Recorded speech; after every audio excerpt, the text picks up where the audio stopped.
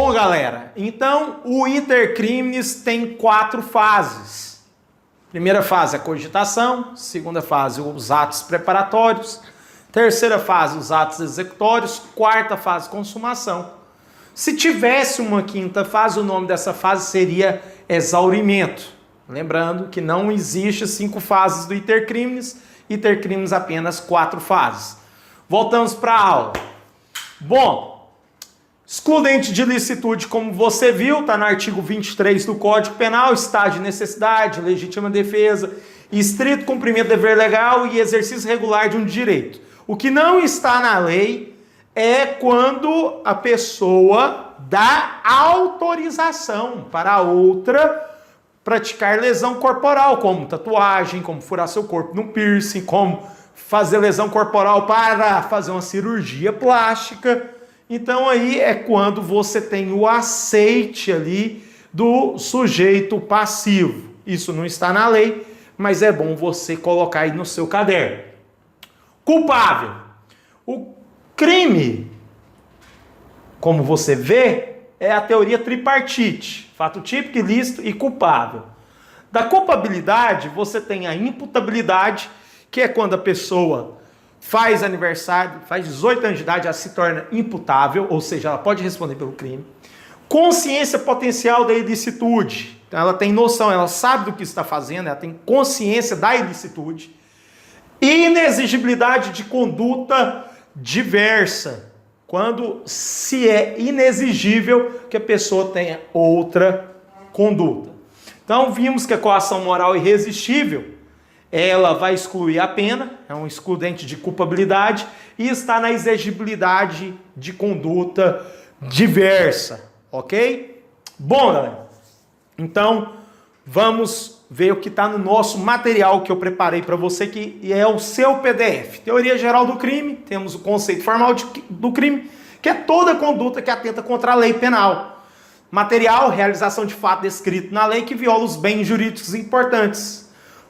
Analítico, crime é fato típico, ilícito e culpável. Fato típico é o fato que se amolda, encaixa perfeitamente aos elementos constantes do modelo previsto na lei penal. Antijurídico, quando o agente atua em contrariedade ao ordenamento jurídico. Culpável é o juízo de reprovação em face da conduta do agente. São requisitos da culpabilidade, a imputabilidade, potencial consciência da ilicitude do fato e exigibilidade de conduta diversa. Bom, você fala, professor, ficou muito fácil cometer crime no Brasil e não ser punido. É apenas a pessoa encher a cara de cachaça e ir lá e matar a pessoa. Que ela vai falar que ela não tinha o potencial conhecimento da ilicitude do fato. Bom, mas aí a embriaguez é superveniente. O que significa embriaguez superveniente? Você se embriagou sabendo que iria cometer um crime. Embriaguez superveniente é embriaguez voluntária. Embriaguez voluntária é aquela que você sabe que você vai beber e que você vai ficar bêbado, que você vai usar droga, vai ficar drogado. Então, quando a embriaguez é superveniente, ou seja, quando a embriaguez é voluntária, você vai responder pelo crime, mesmo se você, no momento da consumação daquele crime, você não tinha consciência daquilo que você está fazendo. Mesmo que, se depois da consumação, você se arrependa daquilo que você fez. Ok? Então vamos continuar. Objetos do crime. Objeto material é o bem jurídico, de natureza corpórea ou incorpórea, sobre o qual recai a conduta criminosa. Exemplo, no furto, a conduta criminosa recai sobre a coisa alheia móvel. O objeto jurídico é o interesse protegido pela norma. Exemplo do homicídio, o objeto jurídico é a vida. Sujeitos do crime, sujeito ativo e sujeito passivo. Quem é o sujeito ativo? Sujeito ativo é quem comete o crime. Sujeito passivo é o que sofre o crime. Então vamos lá, sujeito ativo é a pessoa que pratica a conduta descrita pelo tipo penal isoladamente ou associado a outros, com autoria ou participação, que colaboram de alguma forma na conduta. Em regra, somente o ser humano pode ser sujeito ativo de crime, salvo a pessoa jurídica no que tange os crimes ambientais, que está previsto na nossa Constituição. Então, a pessoa jurídica, ela pode cometer crime? Sim, crime ambiental. Exemplo que eu já dei aí, do rompimento de barragens, quando há o rompimento das barragens lá da empresa Vale, antiga Vale do Rio Doce.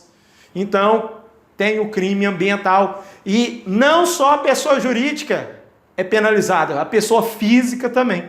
Então, aqui, a Constituição Federal, ela traz como exemplo de sujeito ativo, pessoa jurídica. E o nosso Código Penal traz pessoa física. Sujeito passivo é o titular do bem jurídico, protegido pela lei penal, violada por meio da conduta criminosa. Pode ser denominado de vítima ou ofendido, e divide-se em sujeito passivo constante ou imediato, ou geral ou indireto. O Estado é sujeito passivo eventual, ou imediato ou direto. É o titular do bem jurídico tutelado pela lei penal. Então, você tem que saber que existe sujeito ativo e sujeito passivo. Sujeito ativo é o sujeito que comete o crime. Sujeito passivo é aquele que sofre o crime. Pessoa física pode ser sujeito ativo? Pode. Pessoa jurídica pode ser sujeito ativo? Pode. Vamos falar agora de sujeito passivo. Pessoa jurídica pode ser sujeito passivo? Pode. Pessoa física pode ser sujeito passivo? Pode. O Estado pode ser sujeito ativo? Pode. O Estado pode ser sujeito passivo? Pode também. A saúde pública pode ser sujeito passivo? Pode também. Então, exemplo do crime de drogas. Sujeito passivo é a saúde pública. Fato típico, comportamento humano que se enquadra com perfeição aos elementos descritos pelo tipo penal. Quais são os elementos do fato típico? Esses que nós colocamos aqui, a conduta, resultado, relação de causalidade, que é o nexo causal, e a tipicidade. Conduta. Examinaremos as teorias mais divulgadas a respeito da conduta. Então, nós temos a teoria causalista, nós temos a teoria final ou finalista, nós temos a teoria social da ação. Teoria causalista. Para essa teoria, a conduta é o movimento humano voluntário, produtor de uma modificação no mundo exterior, submete o direito penal às regras inerentes às ciências naturais, orientadas pelas leis da causalidade. Em breve síntese, a vontade é a causa da conduta e a conduta é a causa do resultado. Bastava o nexo causal entre a conduta e resultado. Não há vontade na produção do resultado. A caracterização da conduta criminosa depende somente da circunstância do agente produzir fisicamente um resultado previsto em lei, como infração penal, independente de dolo ou culpa. Para a configuração da conduta, basta apenas uma fotografia do resultado. Te pergunto, o Brasil adotou a teoria causalista? Fica com essa pergunta aí. Vamos para a teoria final ou finalista. Foi criado por Hans Welsel a partir da década de 1930 do século passado. Para essa teoria, a conduta é o comportamento humano, consciente e voluntário, dirigido a um fim. Uma conduta pode ser contrária ou conforme o direito, dependendo do elemento subjetivo do agente. Destarte, dolo e culpa, que na teoria clássica residiam na culpabilidade, foram deslocados para o interior da conduta e, portanto, para o fato típico. Sistema finalista. Fato típico, conduta com dolo ou culpa, resultado naturalístico, nexo causal e tipicidade. Ilicitude, contrariedade da conduta em relação ao direito, culpabilidade, imputabilidade, potencial consciência da ilicitude e exigibilidade de conduta diversa. Para a teoria finalista, a ação deixa de ser concebida como mero processo causal ou corporal para ser enfocada como exercício da atividade final. Pergunto para vocês, o Brasil adotou a teoria final ou finalista? Teoria social da ação. Para essa teoria, os ideais clássico e finalista são insuficientes para disciplinar a conduta, porque desconsideram uma nota essencial do comportamento humano, o seu aspecto social. Sendo assim, conduta é o comportamento humano com transcendência social. Aí fica a pergunta: qual teoria o Brasil adotou? Causalista? Já te respondo que não. O Brasil adotou a teoria finalista. Bom, elementos da conduta. Bom, os elementos da conduta são vontade, finalidade, exteriorização e consciência. Então, entenda, quando há dolo, é vontade, não é? Dolo não é vontade? Ok. Finalidade, você tem um objetivo. Exteriorização, quando você passa da imaginação, você passa da cogitação e vai para a ação, vai para a prática. Consciência, você está fazendo aquilo com consciência, ou seja, dolo. Na conduta dolosa, você tem total consciência do que você está fazendo. Ausência de conduta. Não havendo conduta, não há fato típico. Não há ação ou omissão penalmente relevante quando o ato é involuntário. Exemplo, um ato reflexo. Coação física irresistível, ataque epiléptico, sonambulismo. Só se pune a conduta involuntária quando houver culpa em sentido estrito. Negligência, imprudência e imperícia. É o que nós vimos aqui relacionado à culpa. Se você agiu com imperícia, imprudência e negligência, você agiu com culpa. Dever jurídico de agir. Artigo 13, parágrafo 2º, A, B, C e D do Código Penal. Formas de conduta omissiva. O que é conduta omissiva? Quando você tinha um dever de agir, você nada faz, você omite. Você tem que prestar socorro, você tem um dever de prestar socorro e você não presta socorro. Isso é uma conduta omissiva. O que é uma conduta comissiva? Comissiva é que você agiu. Você tinha um dever de não fazer e você agiu. Isso é a conduta comissiva. Omissiva é quando você deveria agir e não agiu, você se omitiu. Então vamos lá, conduta omissiva. Crimes omissivos próprios, a omissão está contida no tipo penal, ou seja, a descrição da conduta prevê a realização do crime por meio de uma conduta negativa. Como exemplo, 135 do Código Penal e o 244. Crimes omissivos impróprios ou comissivos por omissão. O tipo penal aloja em sua descrição uma ação, mas a omissão do agente que descumpre seu dever jurídico de agir acarreta a produção do resultado naturalístico e sua consequente responsabilização penal. Resultado, como nós já vimos, é a consequência provocada pela conduta do agente. É o dano suportado ao bem jurídico que aparece no mundo concreto. Temos dois tipos de resultado, o naturalístico e o jurídico. Todo crime tem resultado jurídico, mas nem todo crime tem resultado naturalístico. Mas todos os crimes que têm resultado naturalístico, eles também têm resultado jurídico? Resposta, sim. Então, naturalístico. Modificação do mundo exterior provocada pela conduta do agente. Só tem resultado naturalístico os crimes materiais, pois somente eles produzem manifestação física. Resultado jurídico ou normativo. É a lesão ou exposição a perigo de lesão do bem jurídico protegido pela lei penal. Todo crime tem resultado jurídico, mas nem todos têm resultado naturalístico. Crimes formais e de mera conduta. São crimes que têm resultado jurídico, mas não têm resultado naturalístico. Os crimes formais e os crimes de mera conduta. Relação de causalidade, nexo causal, artigo 13 do nosso Código Penal. No parágrafo 1º do artigo 13 diz que a superveniência de causa relativamente independente exclui a imputação, quando por si só produziu o resultado. Os fatos anteriores, entretanto, imputa-se a quem os praticou. Relação de causalidade é o vínculo, é o nexo, formado entre a conduta praticada por seu autor e o resultado por ele produzido. É por meio dela que se conclui se o resultado foi ou não provocado pela conduta, autorizando, se presente a tipicidade, a configuração do fato típico. Para sabermos se a conduta do agente é causa do resultado, aplica-se a teoria da equivalência das condições, ou teoria da conditio sine qua non.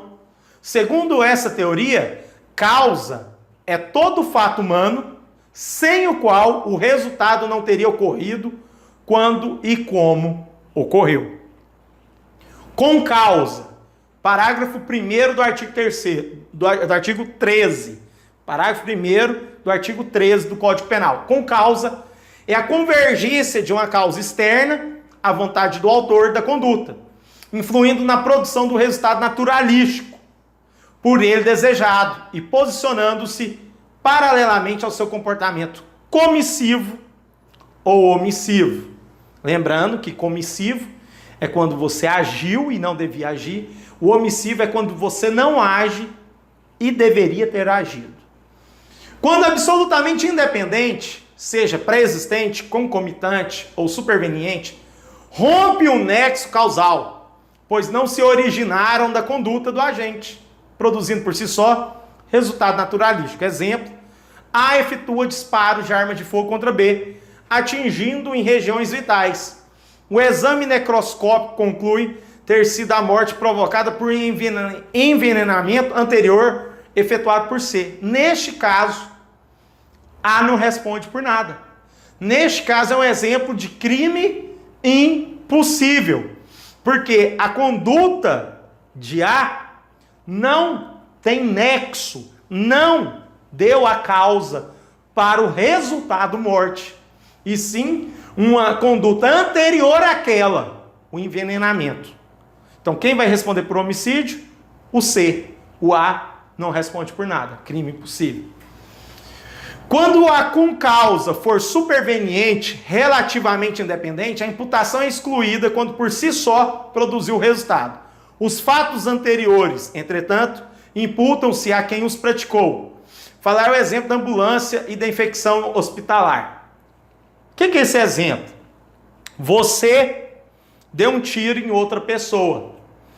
Essa pessoa foi socorrida e foi colocada numa ambulância. A ambulância foi e bateu num poste e a pessoa morreu.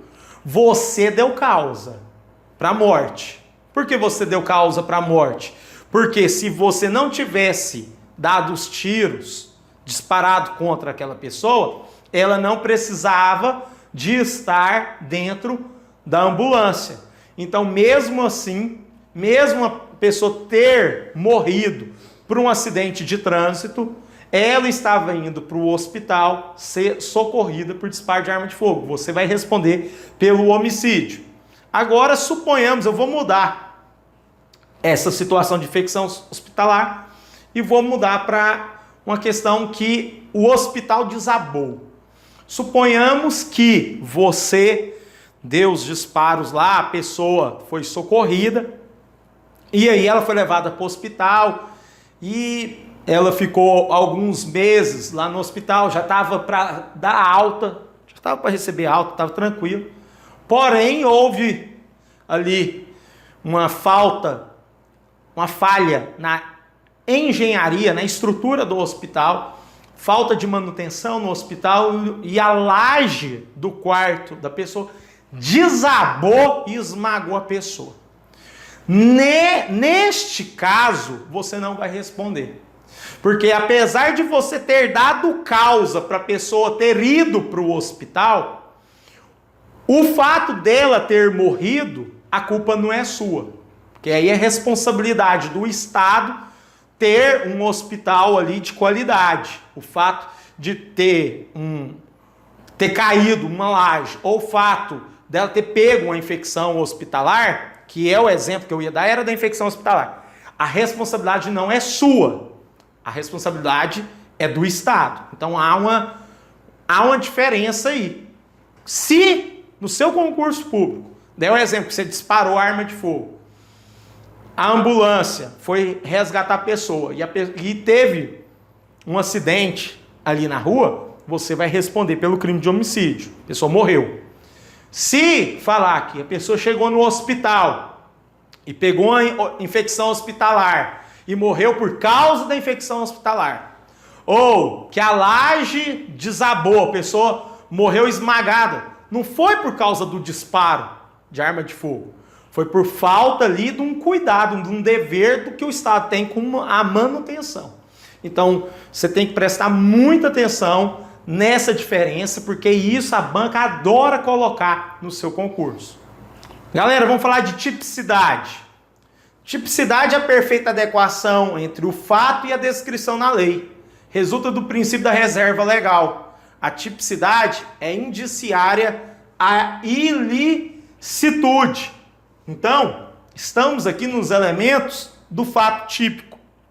Adequação típica é o enquadramento da conduta do agente ao tipo legal de crime. Temos a adequação típica de subordinação imediata, exemplo, artigo 121, que é o crime de homicídio, e de subordinação imediata, o artigo 14 e artigo 29 da norma por extensão. Classificação dos tipos penais: básicos, derivados, abertos, fechados, incriminadores, permissivos. Classificação das infrações penais. Então aqui você vê a classificação dos tipos penais: básico, derivado, aberto, fechado, incriminadores e permissivos. Você vê a classificação das infrações penais: crime instantâneo, que é de consumação no instante determinado, ou seja, omissão de socorro, não tem tentativa. Então, crime instantâneo não admite ali a modalidade tentada. Não tem como você tentar não omitir socorro. Ou você omitiu o socorro, ou você socorreu a pessoa.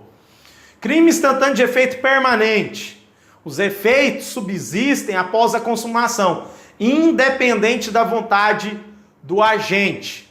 Aqui, no crime instantâneo, que eu dei o exemplo do 121 aqui, do homicídio, é relação à morte da pessoa.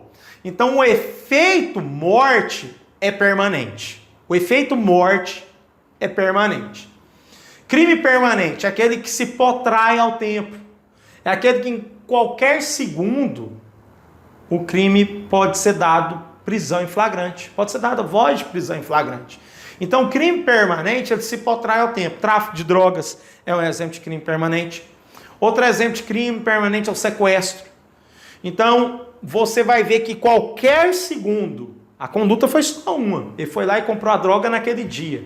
Ou a pessoa foi lá e sequestrou a outra naquele dia. Foi uma vez só que ele sequestrou, foi uma vez só que ele comprou droga. Porém, todo o tempo que durar o cárcere, todo o tempo que durar o sequestro, qualquer minuto a polícia pode dar voz de prisão em flagrante.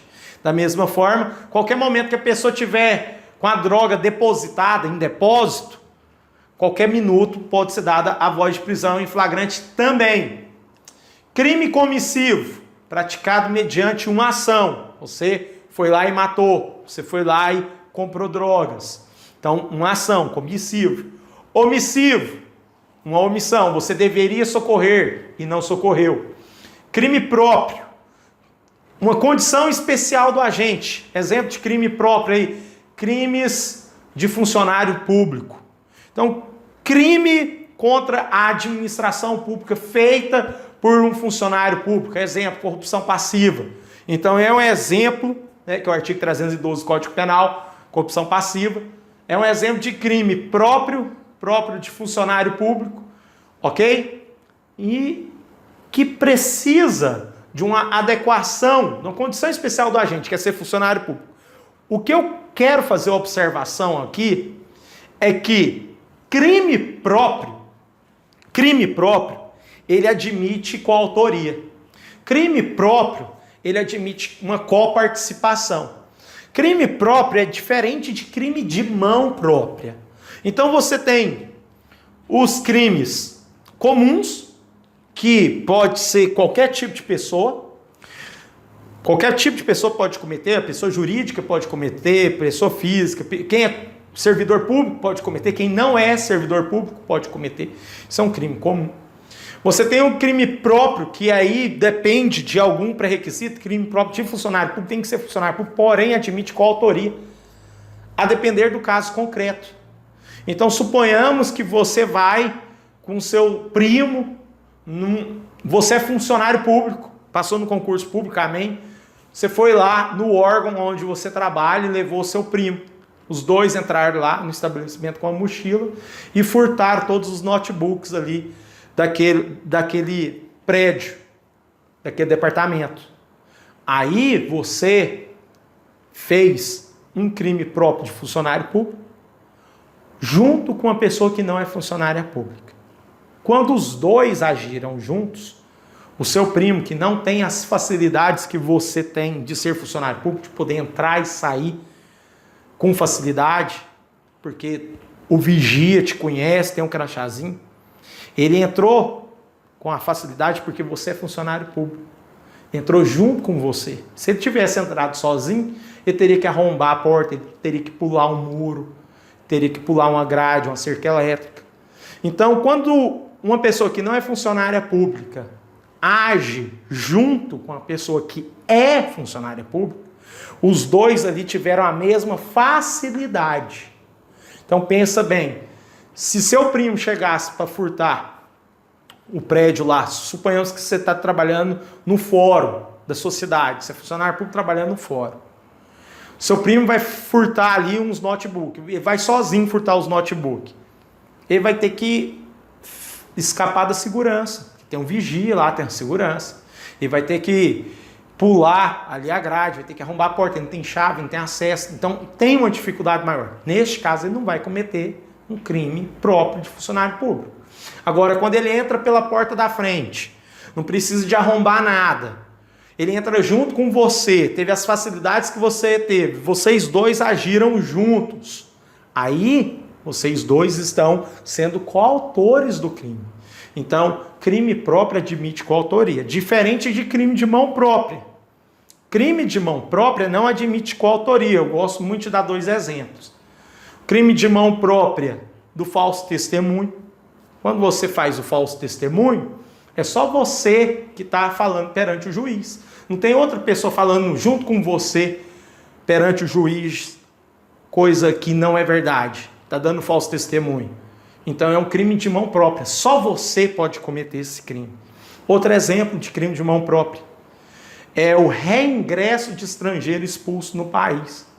A única pessoa que pode cometer esse crime é aquele estrangeiro que foi expulso do país e está reingressando para o Brasil sem permissão. Então não tem como outra pessoa cometer esse crime, a não ser aquela que foi expulsa e está reingressando de forma clandestina, de forma proibida. Então eu gosto de dar muito esses dois exemplos, são exemplos de crime de mão própria. Crime de mão própria não admite coautoria, não admite coparticipação. Crime próprio admite coautoria, admite uma coparticipação. Outro exemplo de crime próprio que admite coautoria é o infanticídio. Infanticídio, que é mulher, mãe, matar seu filho logo após o parto, sob influência do estado puerperal. Mas o pai pode responder por infanticídio? Pode. Desde que esteja agindo em coautoria com a mãe. Desde que o pai está vendo que a mãe está perturbada, ela não está no seu estado mental normal, os dois ali podem responder juntos, em coautoria, pelo crime de infanticídio. E a banca ama colocar essa questão e falar que o pai não vai responder por crime de infanticídio, porque é um crime próprio de mãe, mulher, sob influência do estado puerperal. Então, cuidado. O pai pode ser coautor também, porque é um crime próprio e não um crime de mão própria, o crime de infanticídio. Crime unissubsistente se consuma em um só ato, né? Crime unissubsistente, você não tem uma pluralidade. Crime plurissubsistente se consuma com diversos atos. Então, tem ali as 4 fases do intercrimes, o crime plurissubsistente. Já o crime unissubsistente, não. Você não consegue dividir, fracionar as etapas do crime. Crime qualificado é aquele em que o tipo básico, a lei acrescenta circunstâncias que agravam sua natureza. Então, o crime qualificado, ele tem uma pena própria superior do que a do crime, do caput do crime, da modalidade simples. Então, o crime qualificado tem uma pena maior. Crime exaurido. Crime exaurido é o exemplo que eu dei quando eu falei do intercrimes, das fases do crime. que eu falei do exaurimento. Corrupção passiva é solicitar vantagem devida a alguém. Foda-se se a pessoa deu a vantagem ou se a pessoa não deu a vantagem. O exaurimento é quando a pessoa entrega a vantagem. Então o crime ele se torna exaurido quando a pessoa entregou a vantagem. O exaurimento também é causa de aumento de pena. Então o exaurimento, não coloquei aqui, é aquele que o agente, depois de já alcançada a consumação, insiste na agressão do bem jurídico. Isso é uma causa de aumento de pena, crime exaurido. Crime complexo, ofende mais de um bem jurídico. Crime simples, o tipo exige ofensa de um só bem jurídico. Crime vago, atinge uma entidade destituída de personalidade jurídica. O exemplo é o tráfico de drogas, que é contra a saúde pública. Aí temos o crime habitual, crime material e crime formal. E o crime doloso, como já falei, artigo 18 do Código Penal, elemento subjetivo, teorias a respeito do dolo. Representação para essa teoria, a configuração do dolo exige apenas a previsão do resultado. Vontade, além da representação do resultado, reclama ainda a vontade de produzir o resultado. Assentimento da anuência, a dolo, não somente quando o agente quer o resultado, mas também quando realiza a conduta, assumindo o risco de produzi-lo. Assumiu a teoria da vontade, Código Penal, no artigo 18, inciso 1, primeira parte, e a teoria do assentimento, no artigo 18, segunda parte do Código Penal. Conceito do dolo. Segundo a teoria finalista, dolo é a vontade livre e consciente de realizar a conduta típica. O dolo é aferir a consciência sobre a ilicitude do fato para a sua configuração.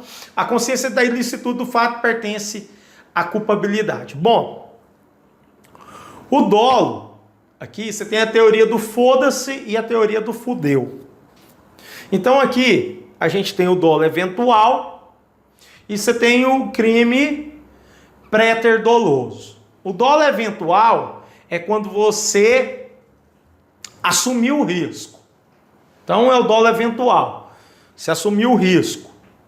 É o foda-se. Então escreve aí, foda-se, igual a dolo eventual. Você assumiu o risco. Você assumiu o risco. Foda-se. Você ligou foda-se. Ah, tô nem aí, o que vai acontecer? Você sabe do risco e assumiu o risco de acontecer. Isso é o dolo eventual. O fudeu é o crime préter-doloso. O que é o crime préter-doloso? Você agiu com culpa na ação. Você agiu com, perdão, recapitulando. Crime préter-doloso. Você agiu com dolo na ação.